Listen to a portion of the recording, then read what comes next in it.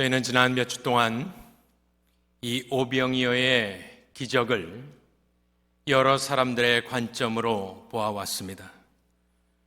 오늘은 그 마지막 시간으로 이 디베레아 바닷가를 이제 떠나기 전에 군중들의 관점으로 이 사건을 한 번 더 조명해 보기를 원합니다. 왜냐하면 이제 6장 후반부는 이 군중들과의 대화가 길게 진행되기 때문입니다. 예수님은 그들을 꾸짖기 때문입니다. 오늘 잡은 본문에서는 이들을 그들이라고 표현을 합니다. 그냥 3인칭 복수 다수의 사람들일 뿐입니다. 그런데 14절에 그 사람들이 하면서 그들을 사람들이라는 표현으로 묘사를 했습니다. 이것은 우리가 이미 보아왔던 단어입니다. 요한복음에서 사람 혹은 사람들은 그렇게 좋은 뜻이 아닙니다.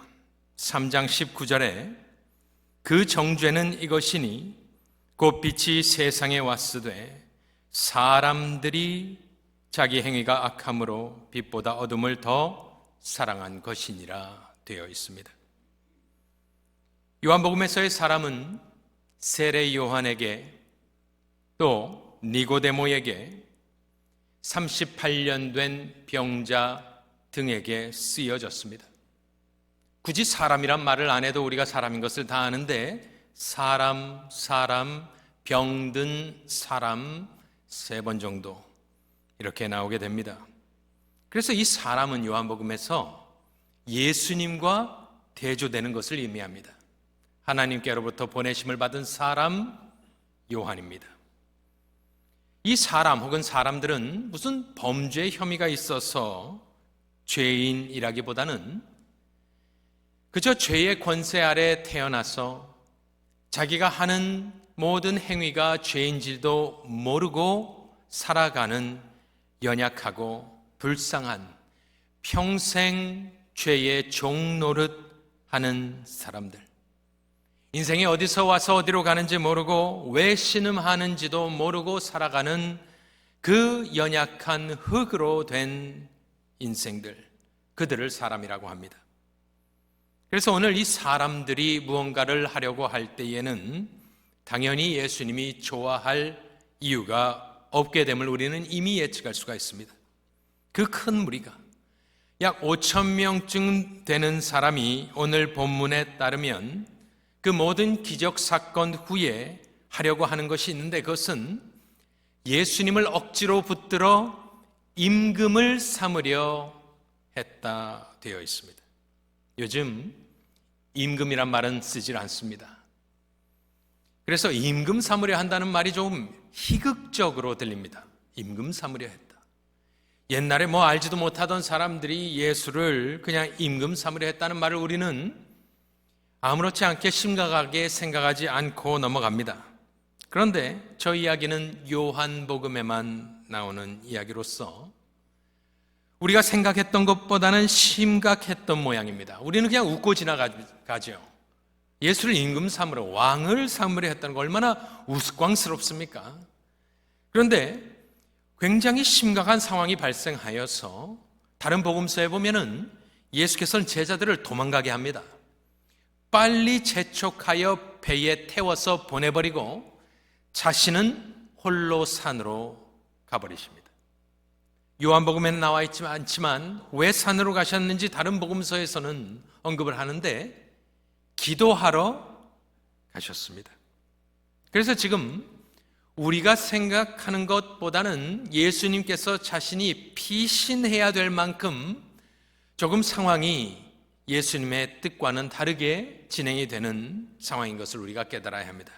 그래서 오늘 우리는 이 군중들 혹은 사람들이 예수를 왕으로 삼으려 했다는 사실을 좀 묵상하며 생각해 보도록 하겠습니다. 먼저 이 말씀을, 이 상황을 이해하기 위해서는 요한이 이미 언급했던 지금이 어떤 시즌인지를 봐야 합니다. 6장 4절에 이 오병이어의 사건은 유월절 때 가까웠을 때 일어난 일이다라고 언급이 되어 있습니다. 이미 제가 잠시 말씀을 드렸습니다마는 저것은 굉장히 중요한 것입니다. 왜냐하면 요한은 요한복음을 이 유월절로 기준을 삼아 진행을 써내려가고 있고 다른 것들도 많은 절기들과 연결이 되어 있습니다. 그때는 이 캘린더가 없기 때문에 그랬던 것이 아니라 요한이 말하고자 하는 것이 있는 것입니다. 3번 유월절이 요한복음에 나오기 때문에 공생애는 3년이었다 우리가 유추하는 것이고, 유월절이 언급될 때마다 사건과 혹은 가르침은 항상 예수의 죽음과 관계가 있습니다. 유월절 하면 유대 사람들은 무엇을 생각을 할까요? 모세를 생각할 것이고 출애굽을 생각할 것이고 그리고 광야의 여러 가지 사건, 만나 사건 등을 백그라운드로 생각을 하게 되는 것입니다. 그래서 요한은 예수님이 유월절과 관계된 모든 것보다 뛰어난 분이다라는 말을 하고 싶은 겁니다. 우리는 보통 유월절, 영어로는 패스오버입니다. 건너뛰다라는 말입니다. 이 유월절이란 말을 들을 때 어떤 생각이 드시나요? 구약 성경을 아는 분들은 양의 피를 발라서 죽음이 뛰어넘고 이제 탈출하는 장면을 생각하실 것입니다. 그런데 그것보다는 조금 더 다른 각도에서 유월절도 생각해 볼 수가 있는 것입니다. 유대인들에게 유월절은 우리에게 마치 줄라이 4스와 같습니다. 1945년 8월 15일 광복절과 똑같은 날이 바로 유월절입니다. 왜냐하면 유월절을 바로 섬기고 그걸 하고 나서 그들은 출애굽하였습니다. 그래서 출애굽한 따로 다른 기념일이 있는 것이 아니라 출애굽은 바로 이 유월절을 기념하며 생각하게 되는 것인데, 우리는 일제치하에 35년 정도 있었습니다. 어떻게 보면 굉장히 긴 시간이고 어떻게 보면 짧은 시간입니다. 하지만 광복절의 기쁨은 얼마나 컸겠습니까? 35년 종살이를 하였었습니다. 이 유대인들은, 히브리 민족은 그때 당시에 출애굽할 때 종살이를 35년이 아니라 430년 종살이를 했습니다. 1000년의 반 정도를 종살이를 했다고 생각해 보십시오. 그리고 유월절 어린 양을 먹고 이제 탈출을 합니다. 나갑니다. 그래서 유월절은 유대인들에게 독립 기념일이 되는 겁니다. 그때에 예수님 당시의 유다의 예루살렘에서는 어떠한 일들이 벌어지고 있었을까요? 그냥 가족끼리 모여서 조촐하게 파티하는, 기도하는 그런 때가 아니라 유월절은, 특별히 예루살렘은 전 세계에 흩어져 있는 디아스포라 유대인들이 모이는 날입니다. 순례자들, 수십만의 순례자들이 예루살렘에 입성을 하는 것은 사도행전 2장의 오순절 사건에 각국에서 모인 유대인들이 모여 있지 않습니까? 오순절은 유월절로부터 50일째 되는 날이 오순절이기 때문에 이미 예루살렘은 항상 이 유월절 당시의 포화 상태입니다. 종교적인 의미도 있지만 정치적인 의미도 있고, 특별히 그때는 큰 축제와 함께 돈이 엄청나게 유입이 됩니다. 이미 그것은 요한복음 2장에서 우리가 보았습니다. 예수님도 올라가셨습니다. 유대인의 유월절이 가까운지라 2장 13절에 예수께서 예루살렘으로 올라가셨더니 많은 순례자들처럼, 그럼 그들이 보았던 예루살렘 성전의 모습은 14절에 성전 안에서 소와 양과 비둘기 파는 사람들, 돈 바꾸는 사람들이 앉아 있는 것을 보시고 상을 엎으시고 쫓아내셨던 장면을 기억하실 겁니다.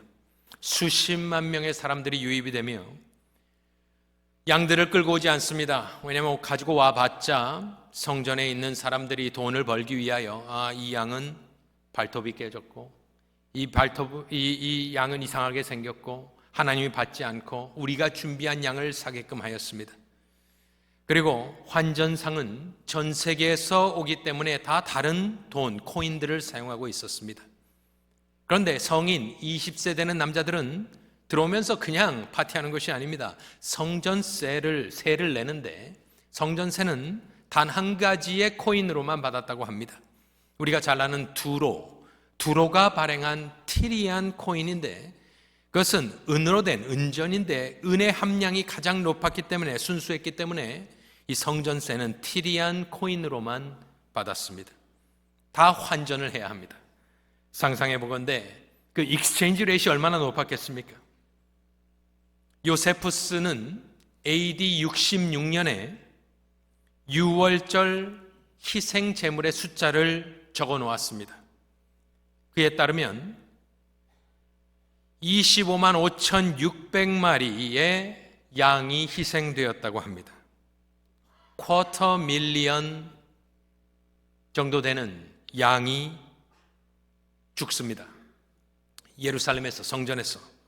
그건 양의 숫자고 또 숫소 혹은 비둘기 합치면 어마어마한 양의 동물들이 죽어나갔습니다.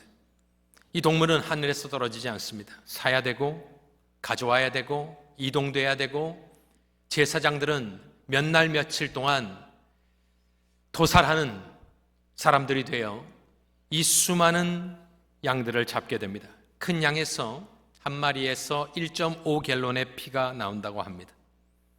그러면 쿼터 밀리언 정도 되는 양의 숫자는 25만 갤론은 계산해 보면 우리가 여기 펜실베니아에서 보면 리하이 밸리 우유 트럭들이 다닙니다. 번쩍거리는. 그게 보통 4,000갤론에서 6,000갤론 된다고 하는데 그러면은 그 6월절 날 한 25만 갤론은 60대 정도의 트럭이 와서 피를 뿌리는 것과 같습니다. 그 피는 성전에서 드레인 시스템이 있었기 때문에 흘러서 그 밑으로 기드론 밸리를 흐르게 됩니다. 그래서 6월절은 그 기드론 밸리에는 항상 피가 흐르는 것이 있었다라고 신학자들이 이야기를 합니다. 그리고 마지막 6월절에 예수님은 그 기드론 밸리를 건너 겟세마네로 가시는데 겟세마네가 바로 그 감람산이 있는 곳에 있는 것입니다. 그래서 예수님은 수많은 양들이 죽은 그 피가 흐르는 기드론 밸리를 건너 지나가시며 곧 자신에게 임할 죽음을 생각했을 것입니다. 그렇게 6월절은요 그냥 이렇게 단순하게 집에서 드리는 이런 것이라기보다는 전 국가적인 축제였고 사람들이 이때에 생각하고 상상하는 것은 6월절 하면 6월절의 주인공은 모세입니다. 그래서 그들은 어떤 생각을 하고 있냐면 지금 전 유대가 생각하고 있는 것은 도대체 로마의 압제에서 우리를 해방시켜줄 제2의 모세는 도대체 언제 오느냐 그것을 갈망하고 있었습니다. 그것은 제가 상상해낸 말이 아니라 6장 14절에 그들의 입술에서 나온 말이 그렇습니다. 그 사람들이 이는 참으로 세상에 오실 뭐라고 합니까? 그가 중요한 것입니다. 그는 the prophet은 이 그 선지자는 신명기 18장에 예언된 메시아인데 메시아가 선지자입니다. 18절을 읽어보면 내가 그들의 형제 중에서 너는 모세입니다. 너와 같은 선지자 하나를 메시아입니다. 그들을 위하여 일으키고 내 말을 그 입에 두리니 내가 그에게 명령하는 것을 그가 무리에게 다 말하리라 하였습니다. 그래서 이 군중들은 북부 갈릴리에서 전국이 들썩이는 이 축제 상황 가운데에 모든 사람이 이야기하는 것은 정치 이야기, 돈 이야기, 이런 이야기 혹은 영적인 사람들은 조금 또 출애굽 당시에 그런 것을 생각했겠습니다마는 그래서 예수님을 보면서 예수님은 우리를 출로마 시켜줄 그 사람이 분명하다. 그래서 그 선지자가 분명하다 해서 이 사람을 왕으로 세우겠다 달려들고 있는 것입니다. 그들이 또 정치적인 상황, 또 유월절의 배경으로 정치인을 생각했던 것도 분명할 것이고, 하지만 직접적인 이유가 나옵니다. 그것은 말씀드린 대로 오병이어의 기적만 사복음서 모두가 적고 있다라고 말씀을 드렸습니다. 그래서 찾아서 읽어보면, 네 군데를 다 읽어보면 조금씩 디테일이 조금씩 다르거나 또 합해서 보면 큰 그림이 나오게 되는데, 사복음서가 공동적으로 이야기하는 것은 딱 하나입니다. 재밌습니다. 그것은 다 배불렀더라. 그 말이 공통분모적으로 나오게 됩니다. 다 배부르고 12광주리에 담았다, 남았다. 이것이 사복음서에 공동적으로 언급되는 단 하나의 팩트입니다. 다른 것들은 조금씩 약간씩 이야기가 다릅니다. 한번 읽어보겠습니다. 마태복음 14장 20절에 보면 다 모든 사람이, 예수님의 제자들 엘리트들만 먹은 것이 아닙니다. 다 어떻게 먹었습니까? 배불리 먹었다. 저것이 중요했나 봅니다.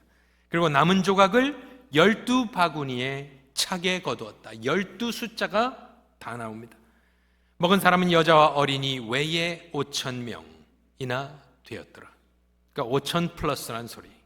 마가복음 6장 42절에 보니까 똑같습니다. 다 배불리 먹고 남은 떡조각과 물고기를 12바구니에 차게 거두었으며 떡을 먹은 남자는 5,000명이었더라.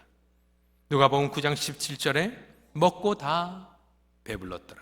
그 남은 조각을 12바구니에 거두니라. 요한복음 12장 6장 12절 그들이 배부른 후에 13절 이에 거두니 보리떡 5개로 먹고 남은 조각이 12바구니에 찼더라. 우리는 오병이어를 볼 때 무엇이 궁금하고 무엇이 포커스입니까? 어떻게가 포커스입니다. 도대체 어떻게 오병이어로 어떻게 무슨 일이 일어났길래 우리는 그 기적 자체를 알려고 하고 그것만 봅니다.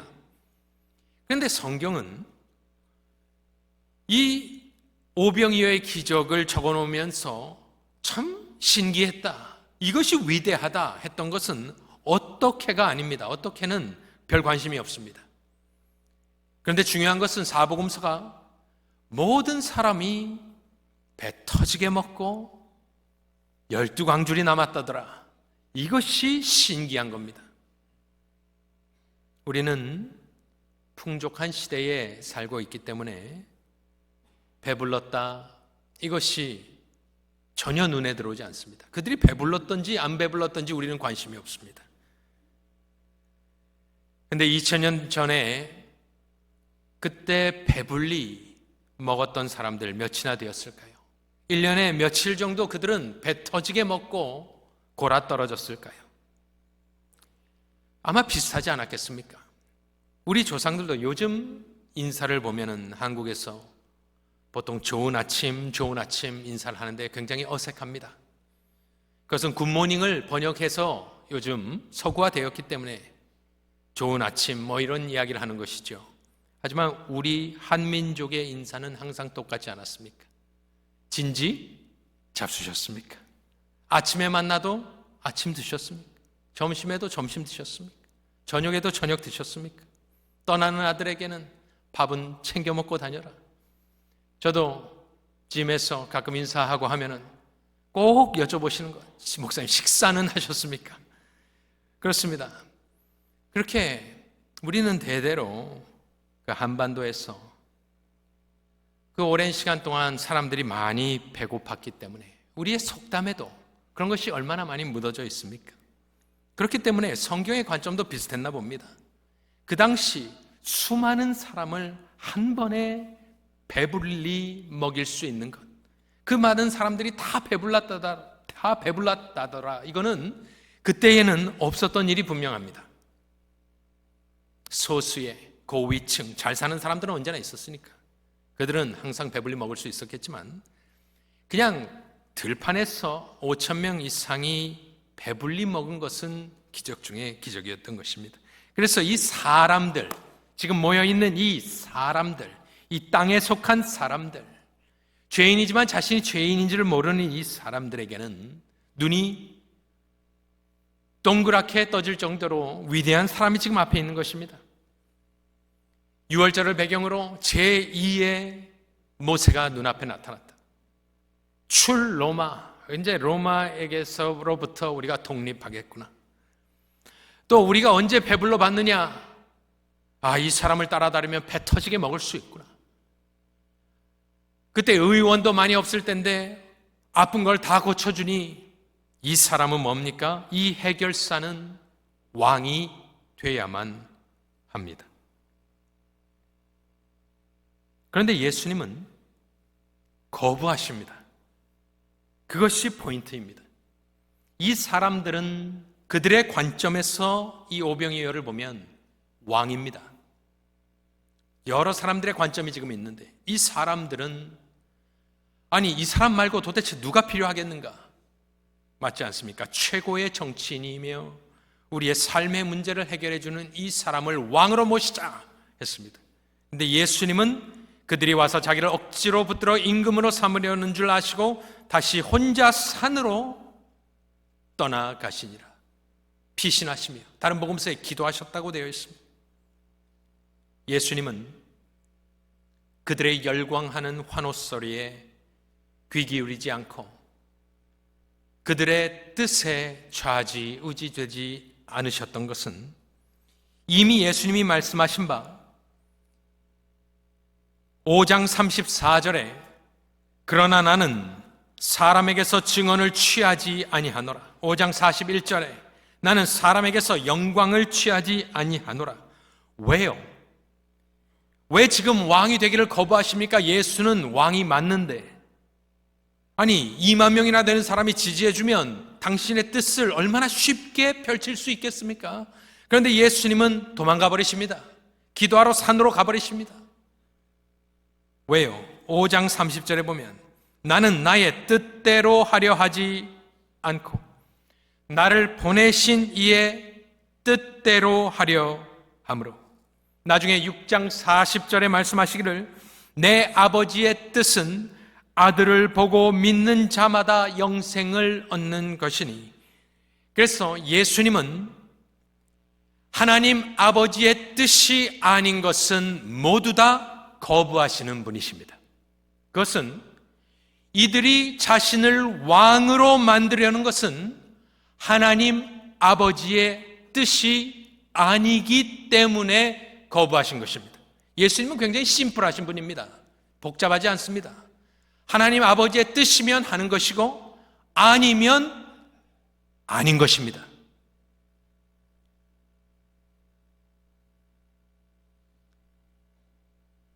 왜 예수께서 그들에 의하여 왕이 되시기를 거부했나요? 왜 그럴까요? 하나님 아버지의 뜻이 아닌 것은 맞습니다. 예수님께서 그들의 왕이 되시기를 거부하셨던 이유는 이 사람들이 그 사람들 중심으로 그 사람들의 만족을 위하여 그 사람들의 육신의 삶을 안녕을 위하여 예수를 왕으로 삼으면 이름은 왕이지만 정작 왕은 예수는 그들의 종, 노예로 전락해버리기 때문입니다. 생각해 보십시오. 빵을 주고 병을 고친 사람을 왕으로 만들었을 때 계속해서 빵을 주지 아니하면 어떻게 되겠습니까? 내가 몸이 아픈데 예수께서 고쳐주심을 거부할 때는 어떻게 반응하겠습니까? 지금은 주여 주여 하지만, 지금은 왕이여 왕이여 하지만 내 삶에 도움이 되지 않는 즉시 예수는 끌어내려져서 종이 돼버리고 말고 내가 원하는 만큼 원하는 때마다 빵과 병을 고쳐주지 않는 예수는 짓밟아 버리기 때문입니다.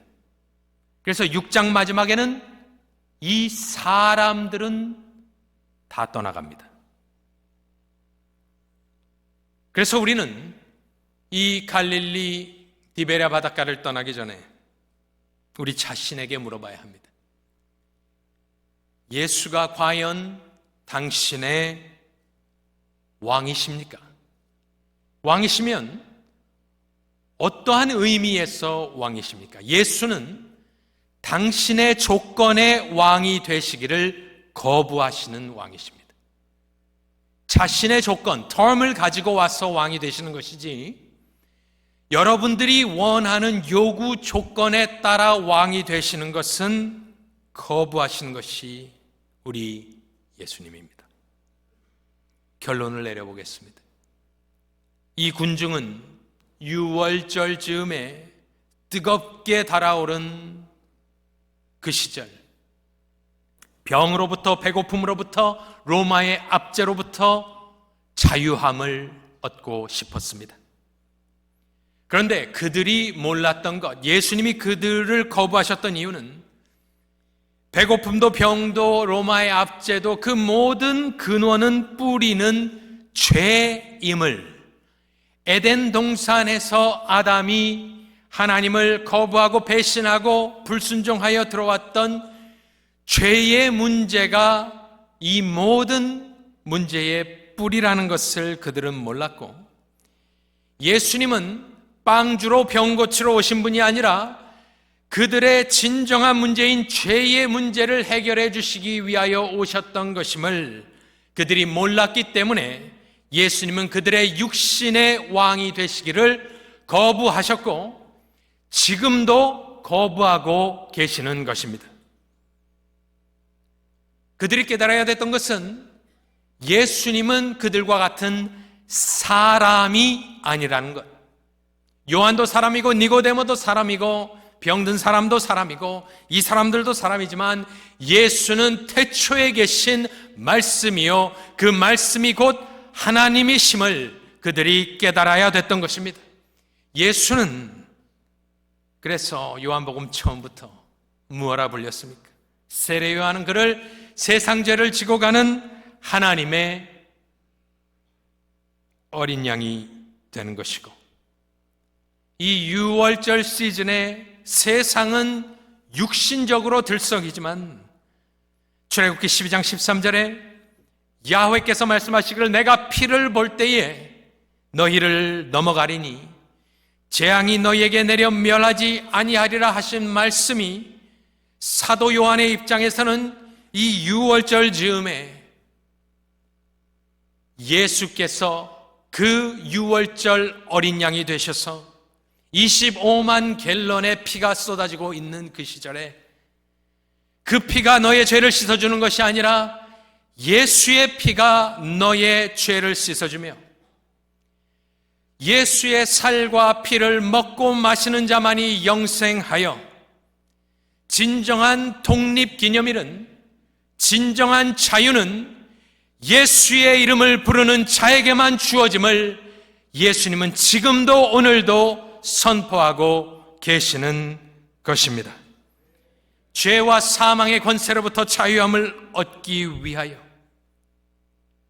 그 진정한 자유가 선포되기 위하여 오신 예수님, 그리하여 자기의 백성을 그들의 죄에서 구원할 자이시기 때문에 그의 이름을 예수아라 하라, 하나님은 구원하신다라는 뜻으로 예수님이 오셨기 때문에 예수님은 육신의 왕이 되기를 거부하셨던 것입니다.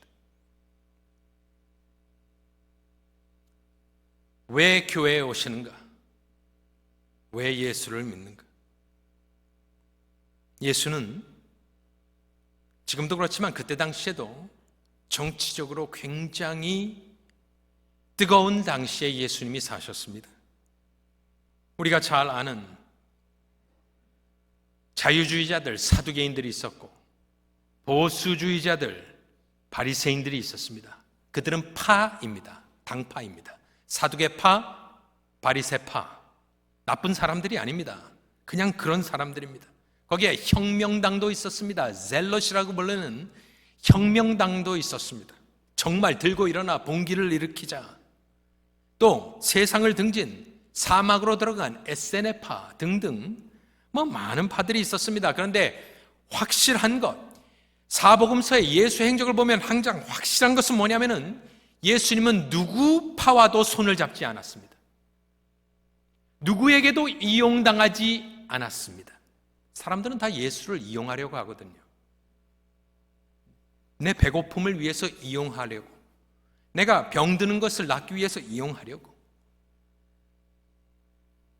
그때도 그렇고 지금도 그렇고 예수님은 이쪽 파와 저쪽 파와 손잡지도 아니하셨고 그들에게 이용당하지도 아니하셨고 그는 묵묵히 하나님 아버지의 뜻, 십자가의 길만 걸어가셨습니다. 크리스찬들도 요즘 답답해합니다. 교회가 뭔가 해야 되는 건 아닌가? 크리스찬 시티즌으로서, 사회의 일원으로서 당연히 참여할 부분이 있습니다. 해야만 할 것입니다. 하지만 예수의 이름과 교회를 끌어들이는 것은 상당히 부담스러운 부분이 있습니다. 어쨌든 우리는 예수님의 길을 놓지 않고 그 길을 가야 될 줄로 믿습니다. 세상은 또 이분 크리스찬들까지도 너무 많은 것을 요구하지만 난세에 고리타분하게 십자가 얘기하고 있느냐? 하지만 저는 감사합니다. 우리 교회에 전도폭발, 새생명, 노방, 이슬비 등등 전도와 구령에 힘쓰는 우리 교회가 자랑스럽고 감사합니다. 진정한 자유를 예수의 이름으로 선포하는 우리, 오병이어의 세팅은 산에서 시작해서 산에서 끝나는 것이 특이했습니다. 요한복음에서 그렇습니다. 3절에 예수께서 산에 오르사, 또 마지막에 15절에 다시 혼자 산으로 떠나가시니라. 우리가 이 산을 뒤로 하고 이제 떠나가면서 저는 이 산이 주는 메시지가 있다 생각을 하였습니다. 언젠가 창세기 22장에 나오는 여호와의 산에 대해서 말씀드린 적이 있습니다. 여호와의 산은 여호와 이레의 산, 모든 것을 예비하시고 공급하시는 산이었습니다. 오늘 디베레아 바닷가에서 이 산에서도 예수님은 준비하셨고 공급하셨습니다. 오병이어로 배 터지게 먹여주셨습니다. 그런데 이 디베레아 바닷가에서 우리는 오병이어 사건을 통해서 그것이 포인트하고 있는 또 다른 산을 바라봅니다. 그것은 세 번째 유월절 때 나오는 산, 골고다 산입니다. 그곳에서는 번제할 수장도 없고 오병이어, 디베레아 바닷가의 어떤 산처럼 오병이어도 없습니다. 12광주리도 없습니다. 거기에는 하나님의 어린 양이신 예수가 찢겨져 피를 쏟는 십자가만 있을 뿐입니다. 그 예수를 믿는 사람들, 그의 몸과 피를 믿음으로 먹고 마시는 사람들은 그 십자가가 야곱의 사다리가 되어서 그걸 타고 우리는 예수의 몸을 타고 천국을 가는 사람들입니다. 여호와의 산, 디베레아의 산, 갈보리의 산. 하지만 거기가 마지막 산은 아닙니다. 마지막 산이 남아 있습니다. 최후의 산, 인류 최후의 산은 요한계시록 14장 1절에 나옵니다. 오병이어는 저기를 가리키고 있는 것입니다.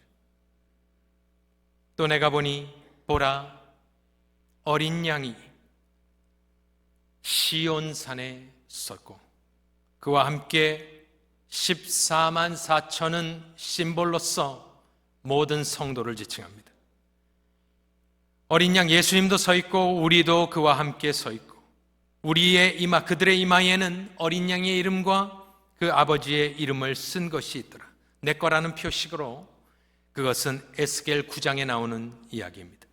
그들이 3절에 보니까 14만 4천 성도들이 새 노래를 부르고 있는데 땅에서 속량함을 받은 14만 4천 밖에는 능히 이 노래를 배울 자가 없더라. 저와 여러분은 이 노래를 알고 있습니다. 이 노래의 가사도 알고 있습니다.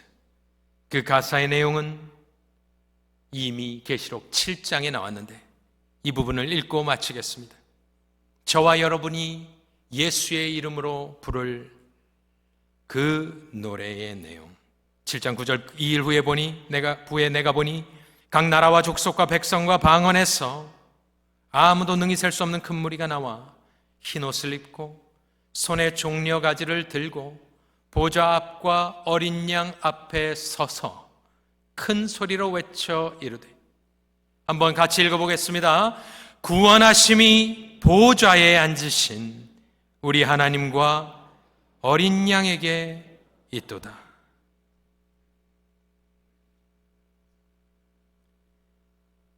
(14절에) 내가 말하기를 내 주여 당신이 아시나이다 하니 그가 나에게 이르되, 이는 이 14만 4천은 이는 큰 환난에서 나오는 자들인데 어린 양의 피에 그 옷을 씻어 희게 하였느니라.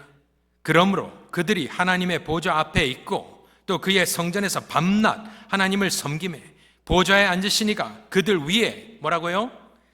장막을 치시리니 그들이 다시는 줄이지도 아니하며 오병이어입니다. 목마르지도 아니하고 생명수입니다.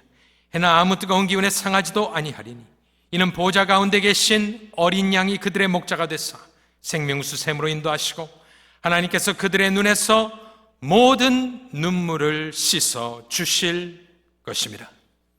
저희는 디베랴 바닷가 어느 산에서 이제 내려오면서 이 시온산을 바라봅니다.